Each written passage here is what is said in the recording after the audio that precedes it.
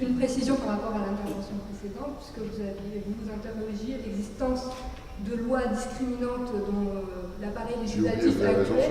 Effectivement, sur les gens du voyage, il y a depuis plus de 100 ans actuellement le statut particulier des gens du voyage qui applique donc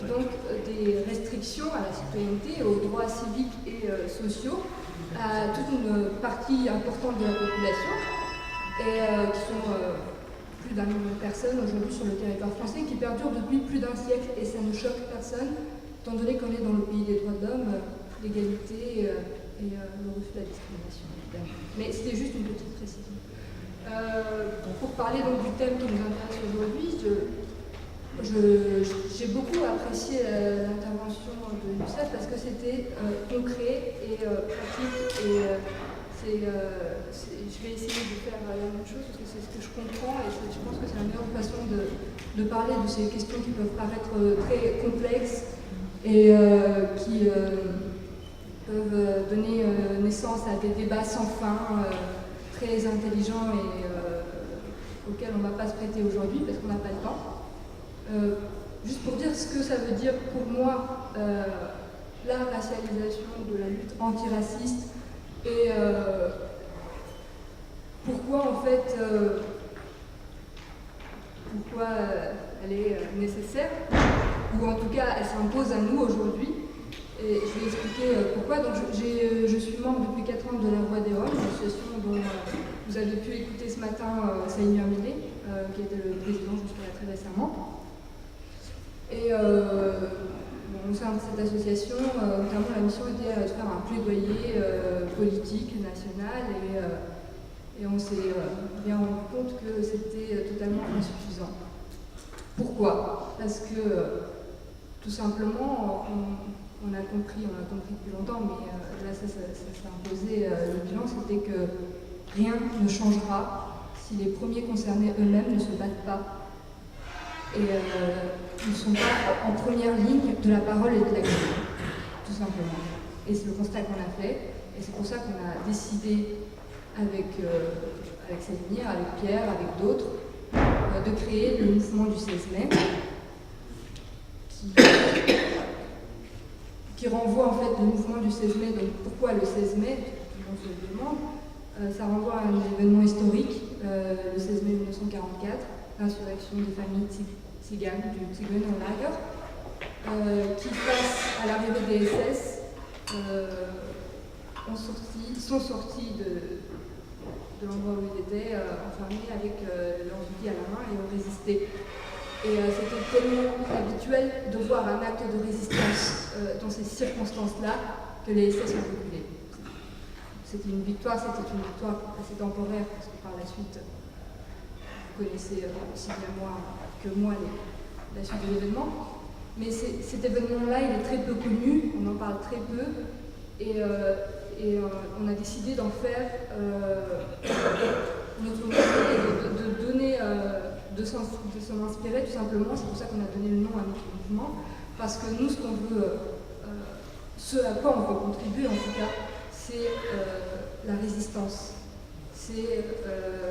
la lutte pour la dignité, pour la justice des premiers concernés eux-mêmes. Et c'est pourquoi on a créé ce mouvement du 16 mai qui en fait fonctionne. On s'est inspiré en tout cas aussi beaucoup de la lutte pour les droits civiques des Noirs américains, et en partie par le syndicat du crime aux États-Unis. C'est un syndicat des bidonvilles dont l'organisation est de la mise en commun en fait des pouvoirs et des moyens d'action et des intérêts communs que nous avons, et que surtout qu'ont les premiers concernés, c'est-à-dire les hommes, les femmes, les enfants qui vivent aujourd'hui dans des bidonvilles, donc dans des conditions dégradantes, inhumaines, précaires, misérables, et je sais de quoi je parle parce que j'y ai vécu. Donc notre objectif c'était celui-là, tout simplement, c'était de faire en sorte que ces gens-là dont on parle si souvent dans les médias, dans les discours politiques, dans les associations aussi, dans les nombreuses conférences, débats sur la question rome, mais qu'on n'entend jamais. Ou alors, si on les entend, excusez-moi, parfois, et on m'a très souvent invité pour témoigner.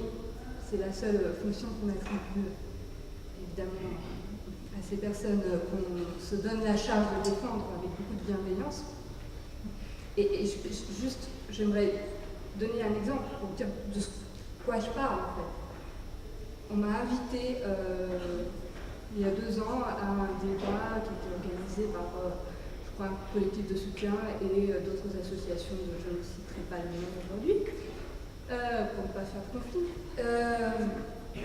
à participer à un débat sur les Roms à la mairie de Montreuil. Et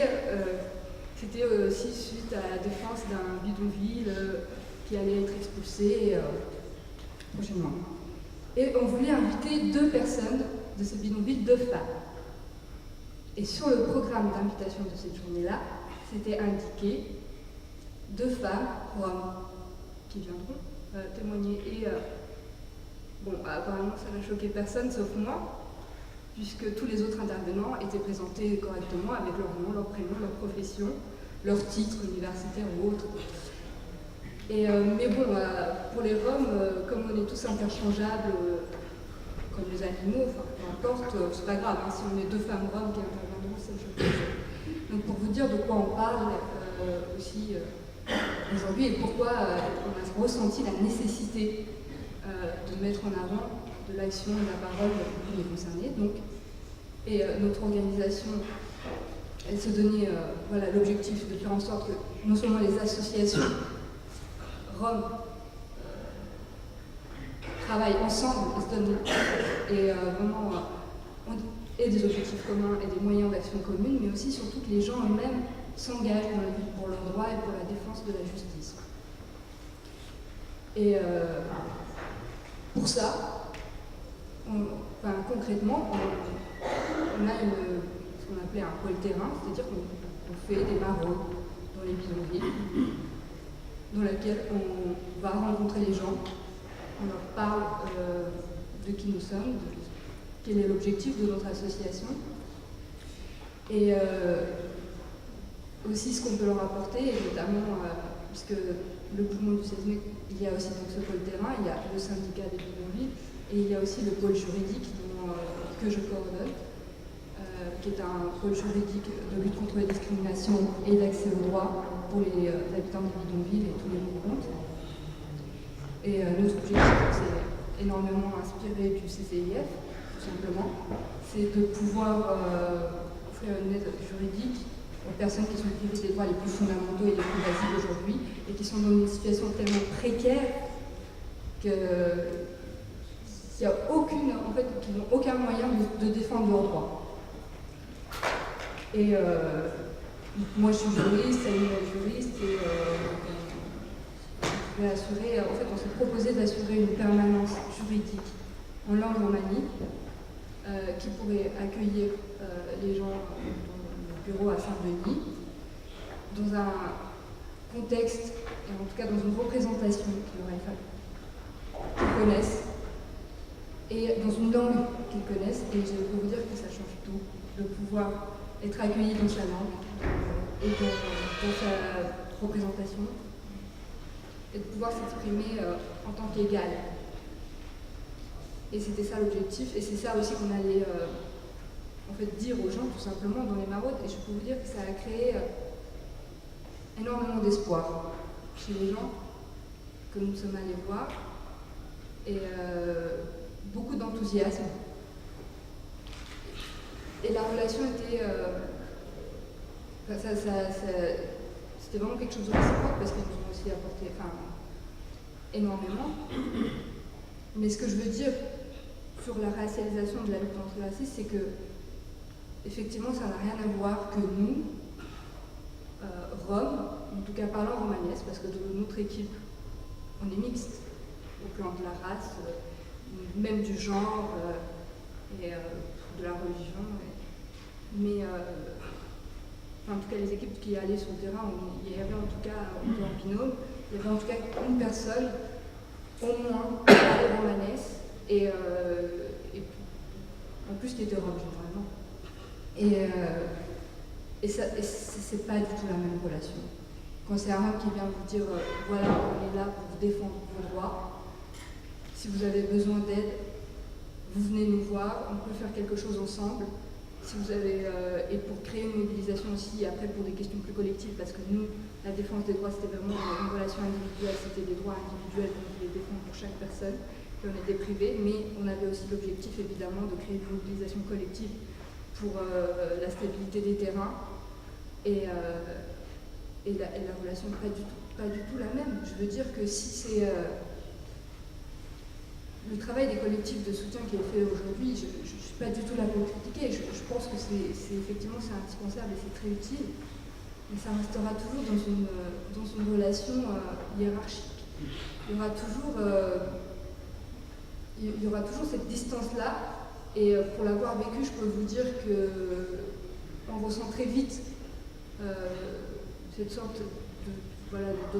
d'offre d'aide comme une pitié. Et pour l'avoir vécu, je peux vous dire que la pitié, c'est une autre forme de violence qui est tout autant dangereuse et dégradante pour la personne qui la reçoit. Et c'est pas cette relation-là que nous, on veut installer. En tout cas, c'est pas cette forme-là de lutte, même si c'est, je le dis, hein, dans les collectifs de soutien, c'est une lutte pour défendre les droits des personnes, et c'est très bien. Et c'est pas comme ça que ça va changer la situation, c'est pas ce qui va faire en sorte que les premiers concernés eux-mêmes se sentent investis de la lutte pour la défense de leurs droits et tendent à l'autonomie tout simplement. Et en ce qui concerne les critiques du communautarisme et tout ça, en fait je me rends compte que nous les Roms, on n'en est même pas au point de pouvoir être accusés de communautarisme. Enfin, on en est tellement bas au niveau de la lutte pour la défense de nos droits et de l'organisation, en tout cas des organisations de lutte pour la défense de nos droits, que, en tout cas, je n'ai pas l'impression que nous soyons des cibles de ce communautarisme, et peu importe, mais pour parer à ces critiques et pour effectivement dire que nous, on n'est pas là pour séparer le nous et le vous, en tout cas les nous et les vous, pour répondre à l'intersectionnalité de la discrimination et de la violence que nous vivons tous les jours sur les terrains, parce qu'on est bien conscient qu'effectivement il y a sur les habitants des bidonvilles aujourd'hui ces trois formes de violence qui convergent, et que ce soit la violence de la race, de la classe ou du genre. Nous, on veut répondre aussi par l'intersectionnalité de la lutte, tout simplement. Et comme je le disais, on s'est inspiré énormément du CCIF, et on ne s'est pas seulement inspiré, parce qu'on a travaillé avec eux, et on peut continuer à travailler avec eux, et avec d'autres organisations. Je veux dire, pour la mobilisation pour le bidonville de Saint-Ouen, on était plusieurs associations qui travaillaient ensemble, et c'est ce qui a fait que ça a eu un impact assez considérable. Et je sais que c'est, en tout cas, l'un de nos objectifs, c'est qu'on travaille de façon rhizomatique, c'est vraiment créer des alliances sur des objectifs concrets qui concernent chacun d'entre nous, en tout cas chacun qui se sent concerné par la question, parce que ce sont des problèmes qui dépassent toutes ces questions de race, de genre, de classe, puisqu'elles concernent énormément de personnes, et je pense notamment aux violences policières, aux faciès et d'autres problèmes encore. Je sais que la solution ne viendra que si on travaille ensemble, en tout cas, pour parvenir à avancer sur la question. Mais je sais combien c'est difficile, et je sais que ça va paraître naïf, oui, donnons-nous la main, on va y arriver ensemble, mais je suis intimement convaincue que c'est la seule solution d'y arriver, c'est ce que vous disiez aussi, pour faire avancer les choses. Et voilà, je veux dire, il y a besoin, en tout cas aujourd'hui, à mon sens, oui, il y a une certaine racialisation, en tout cas, je ne sais pas comment vous voulez l'appeler, on peut l'appeler pour que ça ne choque personne, qui est nécessaire et qui s'impose en fait dans les faits, et c'est ce qui se passait aussi pour la lutte pour les droits pour le féminisme en fait, il y a quelques années auparavant, et ça a été nécessaire et ça a fonctionné. Mais il y a aussi cette nécessité de travailler, de faire converger les buts, de travailler ensemble. Voilà ce que je voulais dire. Merci.